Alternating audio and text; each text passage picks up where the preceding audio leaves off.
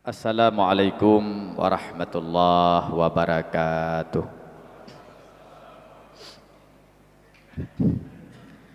Bismillah walhamdulillah. Wassalatu wassalamu ala Rasulillah wa ala alihi wa ashabihi wa man tabi'ah wa mawalah. La hawla wa la quwwata illa billahil aliyyil azim. Allahumma rabbi surah li sadri wa yassir li amri wahlul 'uqdatam min lisani yafqahu qawli. Hadirin guru-guru kami, para urang syu'ulun tuan, muslimin sidang jamaah yang dirahmati Allah. Sembari kita beriktikaf di rumah Allah yang sangat mulia ini, mari senantiasa puji dan syukur kita ucapkan kepada Allah Subhanahu wa taala. Salawat dan salam kita ucapkan kemudian kita alamatkan kepada Nabi besar Muhammad sallallahu alaihi wasallam. Yang mulia dan terhormat Imam besar masjid, remaja dan panitia kemakmuran masjid, para guru-guru kami, orang tua kami, hadirin wal hadirat, muslimin musliman, sidang jamaah yang berbahagia. Alhamdulillah, pada malam yang sangat berbahagia ini kita dapat berkumpul bersama, menatap penuh kasih sayang, berbicara penuh dengan kelembutan dalam jiwa-jiwa yang penuh dengan keridhaan. Pada malam yang sangat berbahagia ini, mari sejenak kita menyimak seperti firman Allah Subhanahu wa taala dalam Al-Qur'an. Allah mengatakan yauma la yanfa'u malun wala banuna illa man atallaha biqalbin salim. Allah mengatakan esoknya ketika harta tiada arti, anak tidak lagi bermakna, dengan apa kita menghadap Allah? Man atallaha biqalbin salim, itulah dengan hati yang sejahtera. Pemakna hati yang sejahtera, Ibnu Abbas mengatakan hati yang jauh dari syirik. Ad-Dhahak mengatakan hati yang jauh dari penyakit hati. Maka sudah tentu dan pasti, dan perlu pula kita pastikan, ketika esoknya kita menghadap Allah, hati kita harus bersih dari penyakit hati. Ada 10 macam penyakit hati yang disebutkan oleh Imam Al-Ghazali. Seandainya satu di antara 10 itu kita miliki, maka sungguh sangat berbahaya bagi kehidupan dunia. Lebih-lebih sangat berbahaya pula bagi kehidupan akhirat. Maka pada ini hari, pada ini malam, kita hanya membahas satu penyakit hati yang namanya marah, ghadab. Di dalam kitab Syarhus Salikin, pembahasan tentang bahaya marah sampai 3 halaman setengah.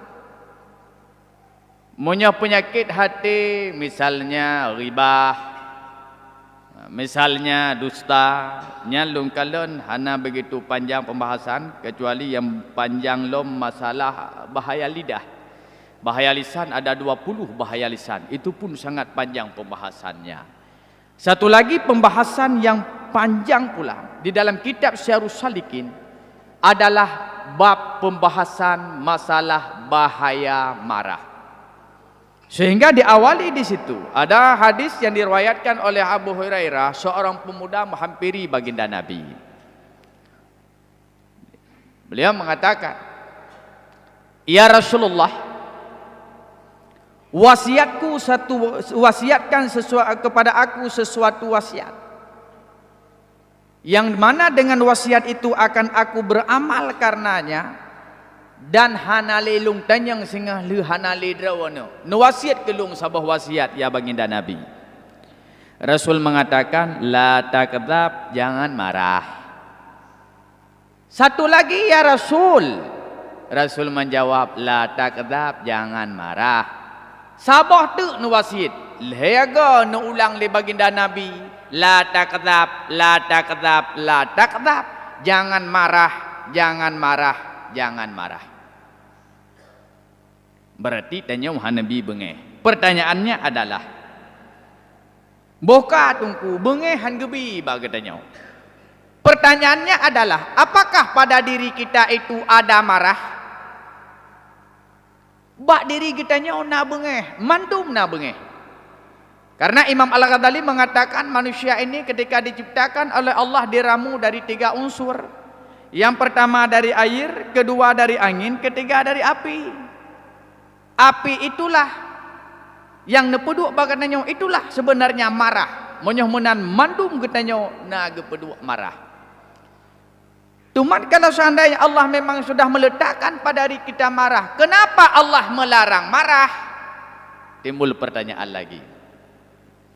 Nyan saban cit lagi pertanyaan. Monyoh kolesterol na kejut kolesterol nyan salah. Monyoh gula darah nyan perle kejut gula darah itu bahaya. Kolesterol penting, tetapi kelebihan kolesterol itu bermasalah. DM gula darah penting, tapi kelebihan gula darahnya bermasalah. Marah penting, kelebihan marah ini yang bermasalah. Sehingga dalam kitab Syarhus Syalikin di situ disebutkan marah itu ada 3 derajat. Nyo tanya kalian malamnya tanya, oh wate teka bengeh berderajat tu posisi tanya wong. Marah itu ada 3 derajat. Derajat marah yang pertama, derajat ghadab yang pertama, ada manusia itu dia tak pernah marah. Sehingga dia pun tak marah pada kemungkaran, tak marah pada kejahatan, tak marah pada kemaksiatan.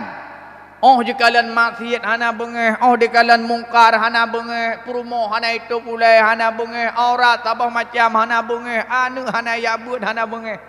Hana bengeh kaya. Oh kekalian mungkar biasa-biasa. Oh kekalian kejahatan hana masalah pi. Maka orang yang demikian, yang tak marah padanya pada kemaksiatan dan kemungkaran, Imam Al-Ghazali mengibaratkan di situ mereka itu laksana himar lagi kelude. Ya kelude hana bengeh-bengeh haji.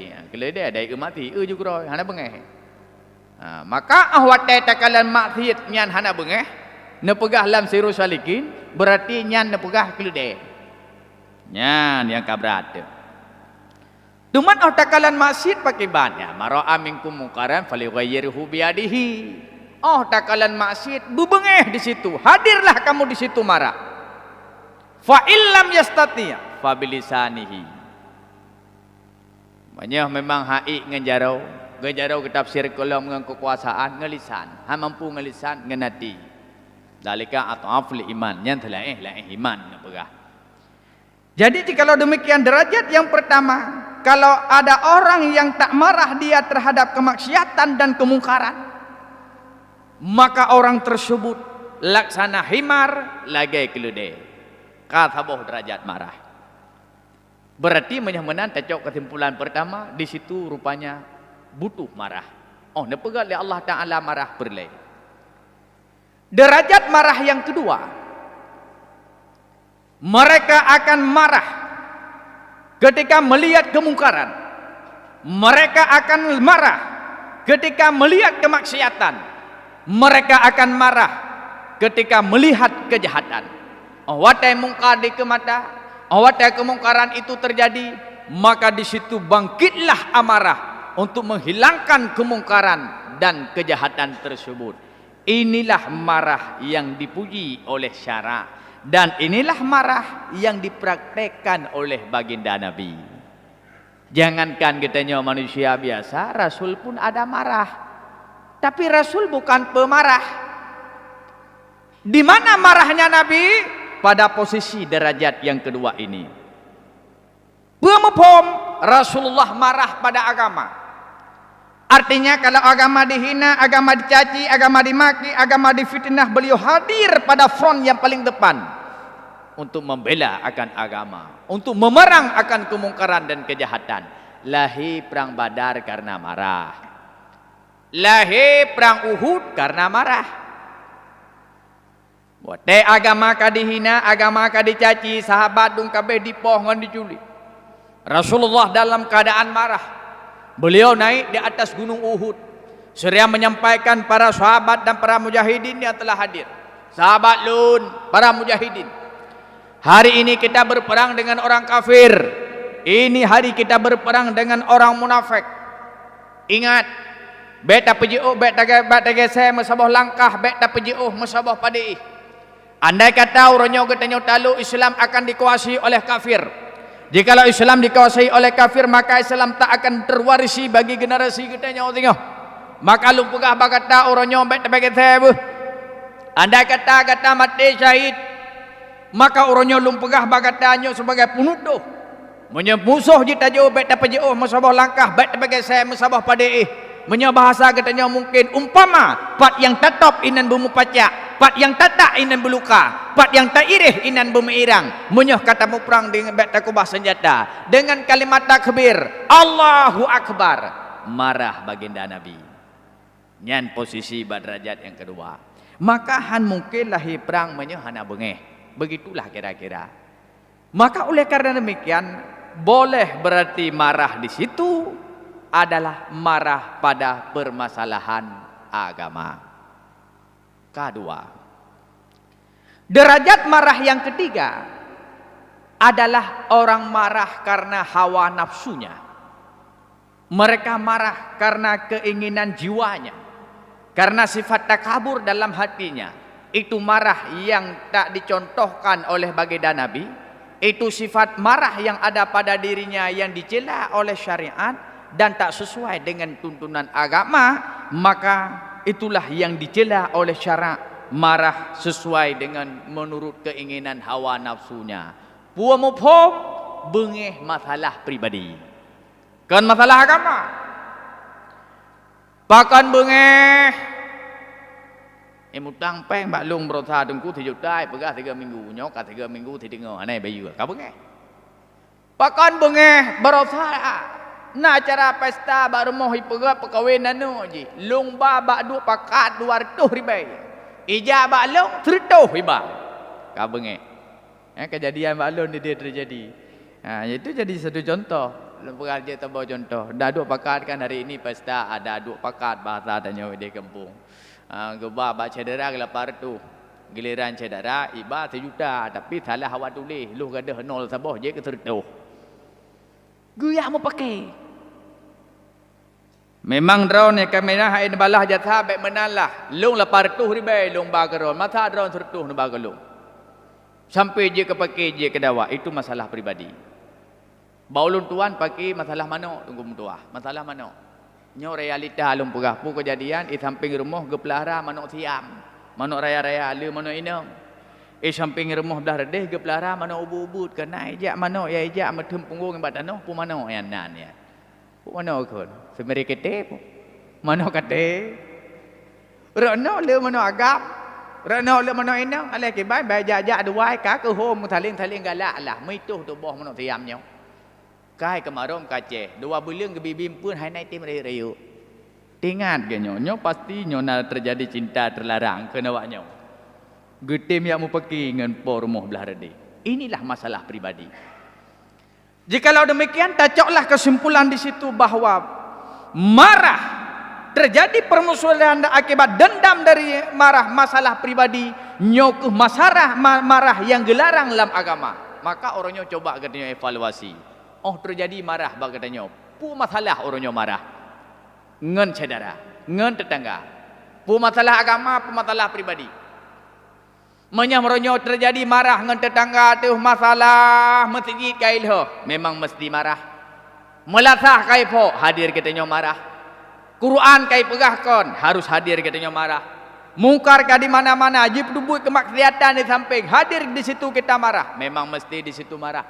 Tetapi menyoh marah uronyo masalah pribadi, nyokuh yang gelarang oleh agama dan nyokuh yang dikatakan oleh baginda Rasul, la takdzab jangan marah. La takdzab jangan marah, bek bengeh Bahkan karena dalam hadis baginda Rasul di situ disebutkan, jikalau dalam hatimu itu ada amarah menjadi orang pemarah, kamu sedang bermain di samping api neraka. Dalam hadis yang lain, imanmu itu sudah fasid, tengah kurang iman tu. Hadirin yang berbahagia, bokai le bengeh uronyo atrakana.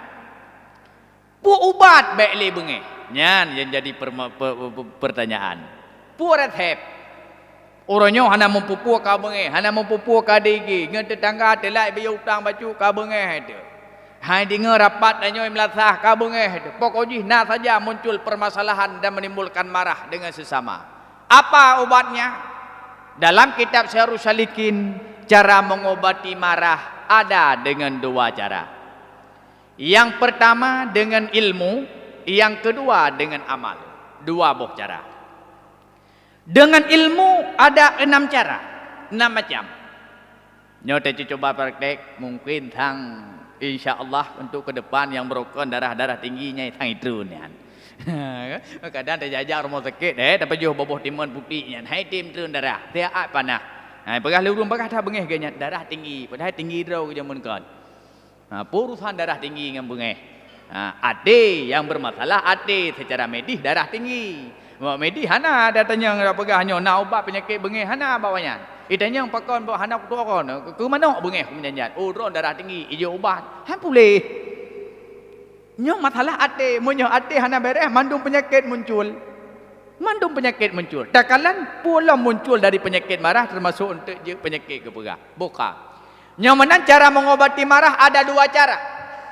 Dalam Syarhus Salikin. Yang pertama dengan ilmu, kedua dengan amal.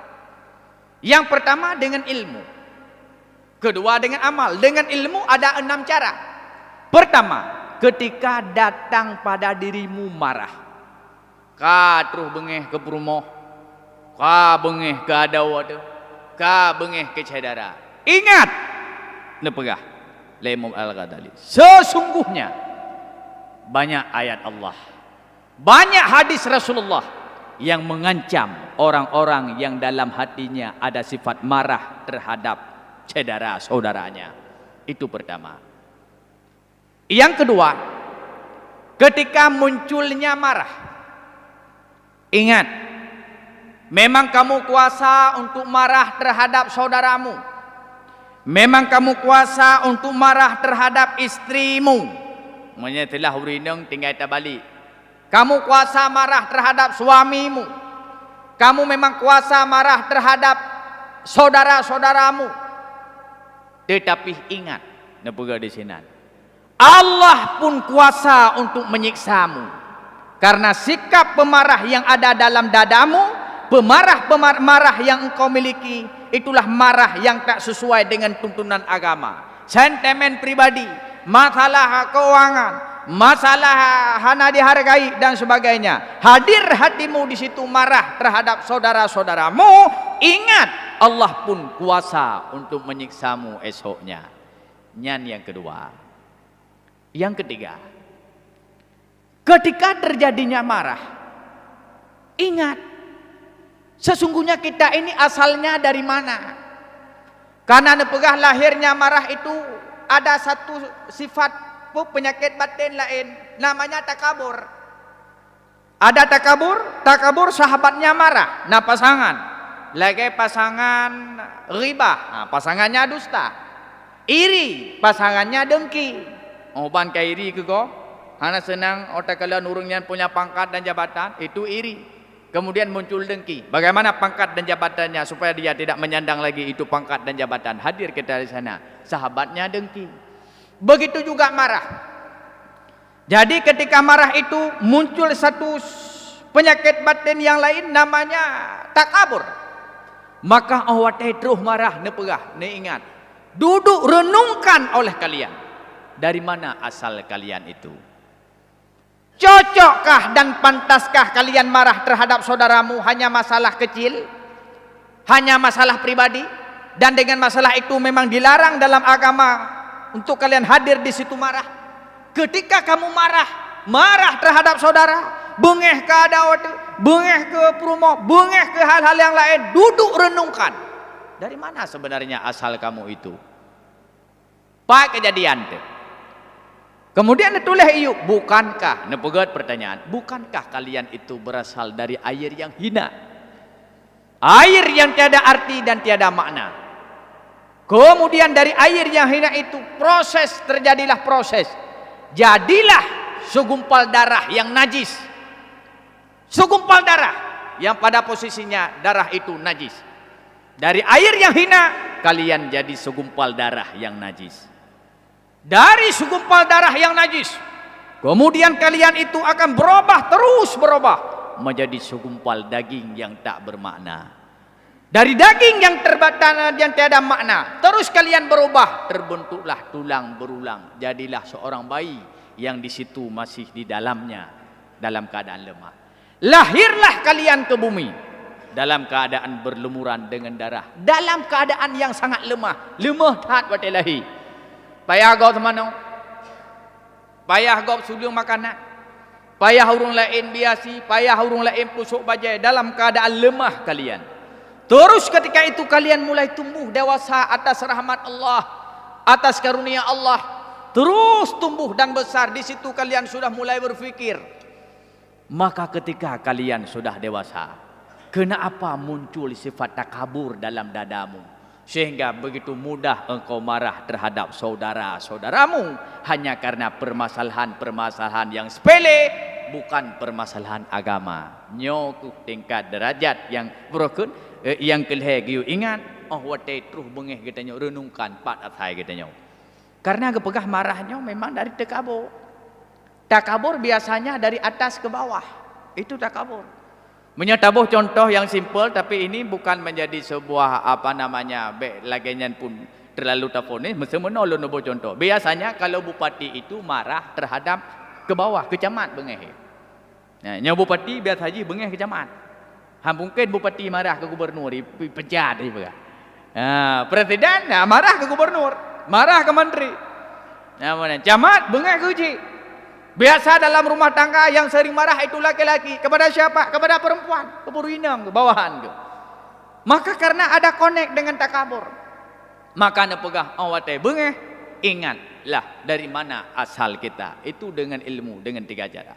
Kemudian yang keempat, ketika kamu marah, ingat, sesungguhnya orang yang dalam dadanya ada penyakit marah, yang dia tak menghilangkan, mengurangi akan amarahnya, maka orang tersebut akan susah dalam hidupnya.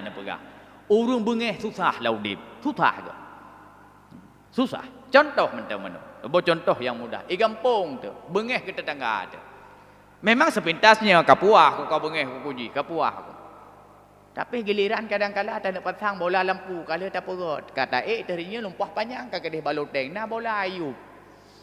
Lewat cara di samping kenya pengen tu biar dengan Honda banyak kali bengeh dah terjek hoi urungnya pandai dah terjek hoi payah terus ni acak lam umpang pada kata mak kata gapit tak nak peduk tu Honda singen dia tanggah naik samping bara boleh pakai pada terjek hoi tanggah lah kakak hinaan juga dah sirau tu yang ni contoh-contoh kecil berhana tiare ujian lom man kiban caranya berhadan. Tengah tetangga sampai samping sang dia tak pinjam. Pajan dah dia pinjam baru boleh dawa bagi dia kopi. Berarti orang marah itu susah. Hal yang paling kecil saja dalam rumah tangga. Watai terus bengeh tanya terhadap urino. Kira-kira dia bengeh tanya pun senang pun susah tu. Susah tu. Betul lu dawa lu pakai. Ni kan senang tu. Hana urino kalau pakai kapuah aku. Puah balisan tapi susah dalam dada. Tak duduk bagi dia kopi, jam kacau rau. Jam kacau rau, tak nak baju hubu, mana boleh pakai. Tak nak jawab warung, sentan, kat susah dia pun. Nanti malam, kata bawa rumah. Dah bawa rumah, sakit langkuk, tak nak tupik kok, dia nyaman dari you pun, tak nak you hanya baru boleh dalam dawa. Kat susah dia. Kemudian ni, long baca kitab lagi ni, long alami itu sendiri. Memang betul. Menyahadir bengeh, contoh kecil dalam rumah tangga, macam susah dia. Wate awal, pun dalam rumah tangga kalau tak ada wate 3 degi dah pastilah dalam rumah kun urung tuha mupeh hawa ngam langongnya biasa. Ladung kan mupeh hawa ngam langong, pucik mupeh ciko awa. Jempu mupeh hawa lam awa ka ciko, pada hawa. Ya menan kan. Oh tragedi bengeh menjanjah haru ada pegah ba. Kah hana ada pegah ba. Diuri nang wate tanyo hana ada pegah ba tu suai. Pulang lebih-lebih tawa apa 12 kalau tawa. Nyan tengat yang laju. Nyan apa 12 kalau terus gua. Nyan pu kan lain tu suai. Ya ke katanya ada lagi nyo iya cit. Ya memang hidup menjanjah kah hana dari tapi tu suai. Nah lain yang pernah katanya iliko dapat lagi awaknya naroje kun KCB kun cinta tumbuh kembali. Menanlah pura-pura. Tupa. Elong wate bengeh nya long pegahnya ada pribadi nya je ada praktek laudip. Bengeh hana long pegah ba. Ada matu abi na pajuh bu. Hana ta thoot. Wate awal-awal rujih galam ta buat menan baru ta praktek. Rupa ji susah deo. Pu susah ketika uri yang bermasalah. Apalagi dia sedang menyusui, dia tak asih hansip, guru ngasih yang pengaruh dengan pikiran. Akaji hana malam rewel. Tanya susah tengok tahana. Tanya kalau pakai mana, kalau dawa mana. Maka long fikir dia orang tak baca betul ini pegah Imam Al-Ghazali. Orang yang bengeh yak taruh dendam, maka orang yang susah lah udip. Ngan tetangga yang tak butuh, ngan orang yang tak perlu. Hana mempupu kati taruh dendam. Maka orangnya ilo loncok je kesimpulan. Baca kesimpulan ketika terjadinya marah dalam hal yang kecil saja di rumah, itu tak lebih dari 1 jam.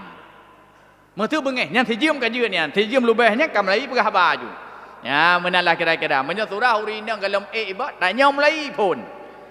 Itulah konsep, itulah resep dan itu yang dipraktekkan oleh orang tempo dulu sehingga mereka kalau kita melihat dari ahlu sufah mereka tidak ada musuh, tidak ada marah. Marah memang terjadi marah yang spontan langsung getarik draw ke dalam kebajikan dan dalam hati-hati yang sabar. Menyuh menancok kesimpulan bak peut boh ilai.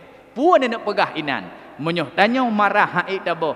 Lam dada mantang tak simpan sifat marahnya maka getanyo je kurung susah. Susah. Tajak bajalan tu, tajak bajalan nung kemudian tajak menjiplung tu motor dia brum ipa ia terbajai tu. Nyan menyehaik dan kendalikan amarah lam jipa ianya susah. Susah dah. Muntah temuna tu, lihat temuna tiada bagi dah kopi mantan tak pegah. Aleh kibani ba motor, aleh hana mata ji. Inan laju ka bermasalah. Maka oleh karena demikian, bet tampina bengeh je kurung susah. Yang keempat, nyo kepadum kah hana medum le ke le ke puat lah. Yang kepuat kau ji kita tembus. Jangan kamu marah. Ketika kamu marah ingat nepegahinan. Apa yang kau ingat wajah orang marah itu laksana wajah binatang buas nepegah Imam Al-Ghazali. Bukan hanya tingkat wajah binatang buas, tetapi wajah orang marah itu laksana wajah anjing.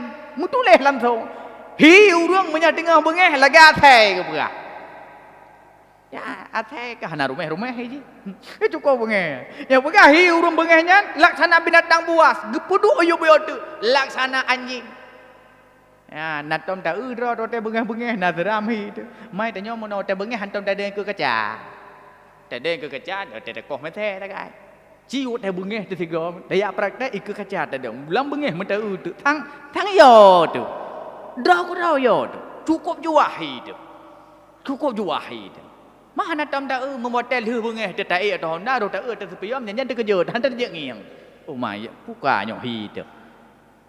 Nekayat itu, bukankah kalian itu? Ya, nepegat ayub. Bukankah kalian itu orang beriman? Wajah kalian itu berseri-seri laksana wajah para anbiya. Wajah kalian itu berseri laksana wajah para aulia-aulia. Wajah para anbiya itu berseri. Makna berseri mereka dalam hatinya tak ada marah. Dalam hatinya tak menaruh dendam.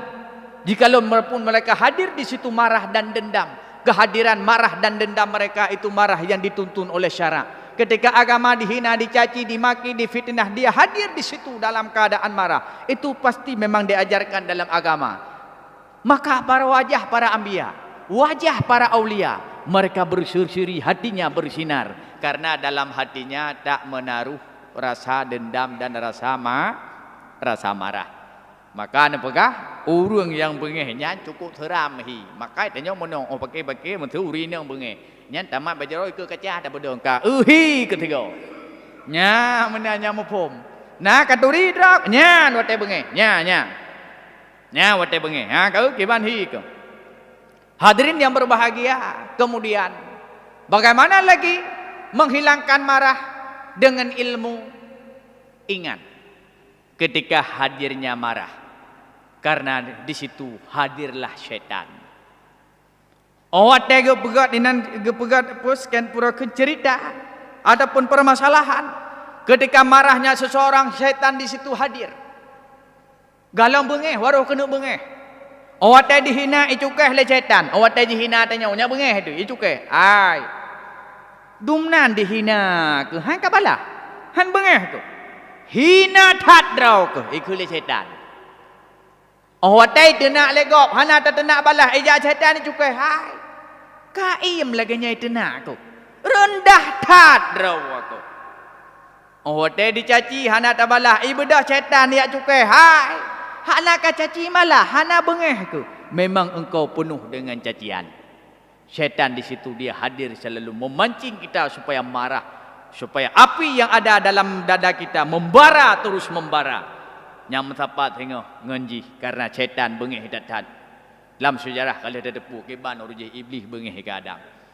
Maka ketika itu dikatakan, renungkan. Memang ketika kamu dihina, kemudian syaitan hadir di situ mengatakan pada kamu, kamu harus marah, harus dendam dan harus membalas dengan kehinaan. Pikirkan, tak ada kehinaan pada manusia itu kecuali dihina oleh Allah. Jangan kamu merasa frustasi karena dihina oleh manusia, sementara pada waktu yang sama di situ Allah pun hadir untuk memuliakanmu. Awak teh kata dihina, bawa tenyankan mentamah hina, mentamah tinggi. Ketika kamu dicaci, ketika itu kamu hadir di situ tak marah. Pada waktu yang sama, manusia mencacimu, malaikat di situ hadir memujimu. Pada waktu yang sama, mereka memakimu, malaikat hadir di situ tersenyum membalas rasa kasih sayang untukmu. Dan inilah tempo dulu yang dipraktekkan oleh Sayyidina Abu Bakar. Ketika itu beliau dicaci, dimaki, dihina. Maka Abu Bakar tak menjawab. Beliau tak marah karena masalah pribadi. Masalah pribadi. Rasulullah kiwan jihina urujih. Dum tidro Yahudi bawa tenyan kata depu sejarah. Agak suling makanan. Yahudinya handi icaci gilom. Tapi beliau tak marah karena masalah pribadi. Maka ingat, yakin dan percayalah. Ketika dihina, di situ dalam waktu yang sama Allah memujimu.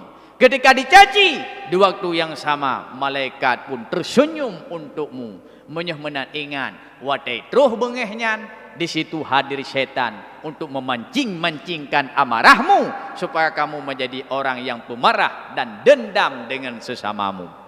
Hadirin yang berbahagia, dengan ilmu sudah 6 macam, kemudian dengan amal. Mononget ilmu giu ingat.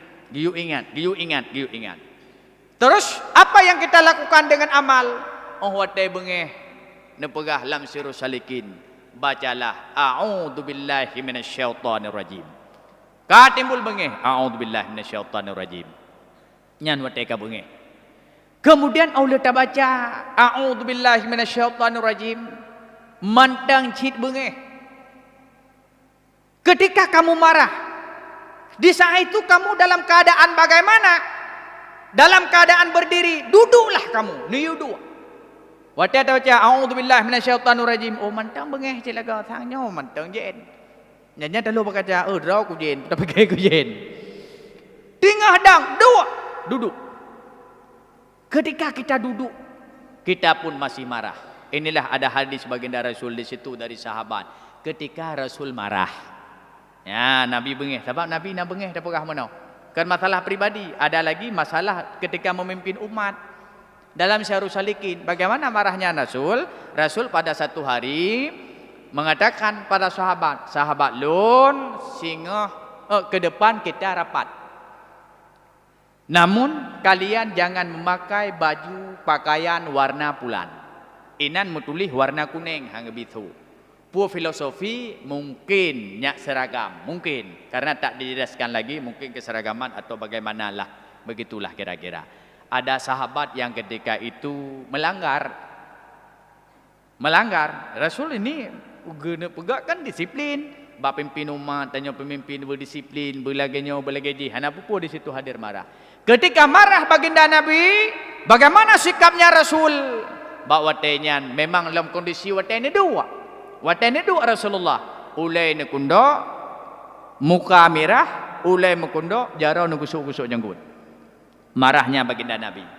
Maka di situ adapun sahabat pada bab marah mengatakan, aku pernah melihat baginda Nabi marah. Ketika beliau marah sedang berdiri, beliau duduk. Maka timbullah hadis di situ. Andai kata kamu marah dalam keadaan berdiri, ketika itu ucapkanlah a'udzubillahi minasyaitonirrajim. Ketika itu pula tak hilang marah darimu, maka ketika itu pula duduklah kamu. Oh watai taduk galam bengeh atau tengah taduk bengeh, tengah rapat kau bengeh dia. Bagaimana solusinya? Kemudian kamu tidur, giu ya, nya ilmu dalam atau nauru-uru larapat kena yang panah.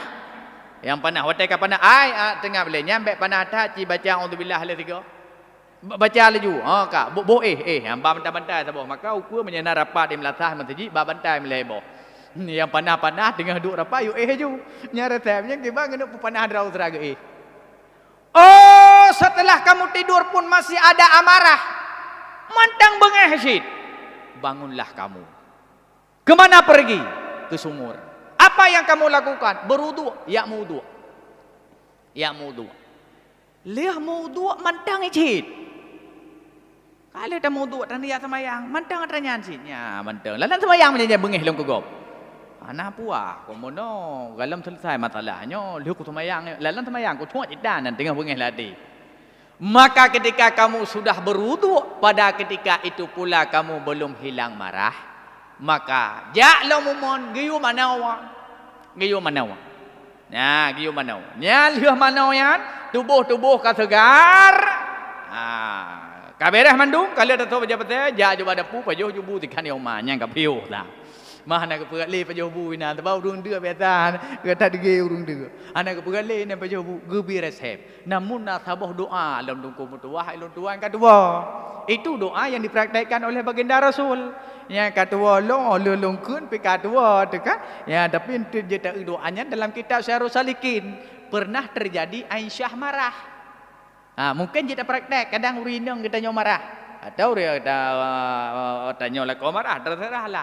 Ketika Aisyah marah, maka bangunlah baginda Nabi Rasulullah menghampiri dan memegang hidung Sayyidatuna Aisyah. Waktu neman hidung Sayyidatuna Aisyah, kemudian nekun doa li baginda Nabi, maka ketika itu nekun Aisyah bacalah doa ini supaya hilang marah dalam dadamu. Yang doanya yang kedua lu. Kedua tu baru tangi yang kali tua teman dan tengah dapat praktek. Hadirin yang berbahagia, itulah penyakit hati yang selalu menghantui gedanya uronyo. Permasalahan yang terjadi di Aceh kan permasalahan faktor ekonomi menurut lu.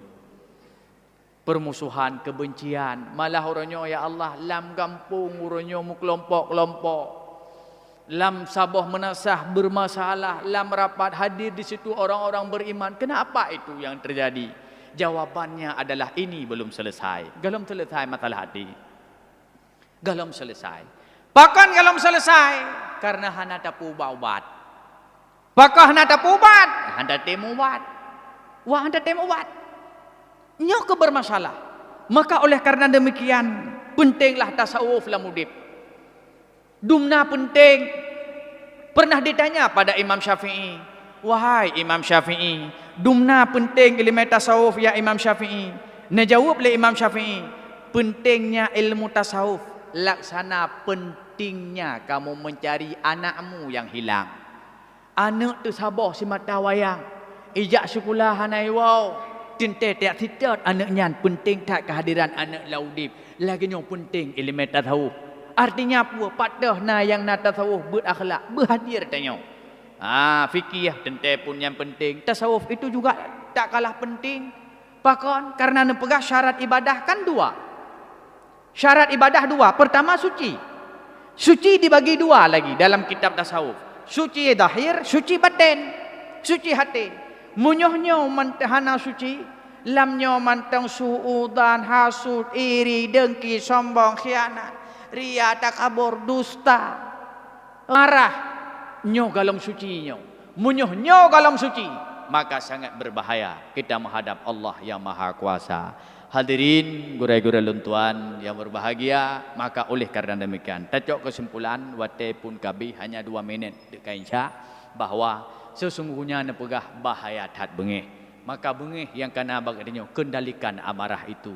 Dengan apa kita kendalikan? Dengan ilmu dan amal. Terus riadah, terapi, terus mujahadah, menetap penuh kasih sayang. Supaya baik muncul marah dengan resep yang lain pula. Kalian sesuatu itu dengan kasih sayang. Oh bengih ke perumah terturah lah rumah tangga. Kalian perumah tanyonya dengan tetapan kasih sayang. Dia hadir dalam hidup kita. Tiada lain untuk mendampingi kehidupan kita nyawa. Baurineng yang tak bencinya kadang uronyo. Allah akan dikurunai kata keturunan tersira 2. Kalau tentai terumpak keturunannya baurineng yang lain. Maka terjadi kadang urungnya salah. Tetaplah dalam kasih sayang. Kekurangan itu disempurnakan. Bak bekahnya tertempe, bek metamah pehah. Nyo ke hadir tanya, oh kamu muncul bengih, itu spontan, memang fitrah manusia. Fatbi' sayatal hasanata tamhuha. Menyoh keburukan katruh, iringi keburukan itu dengan kebajikan. Artinya katruh lambro, pegod. Katruh lam bengih, pegadah bengih. Nyo ke tanya, insya-Allah bahagia dunia, esoknya pula bahagia di akhirat. Dalam waktu yang sangat singkat, yang dapat luntuan sampaikan. Amin ya rabbal alamin. Hadanallahu wa iyyakum ajma'in. Assalamualaikum warahmatullahi wabarakatuh.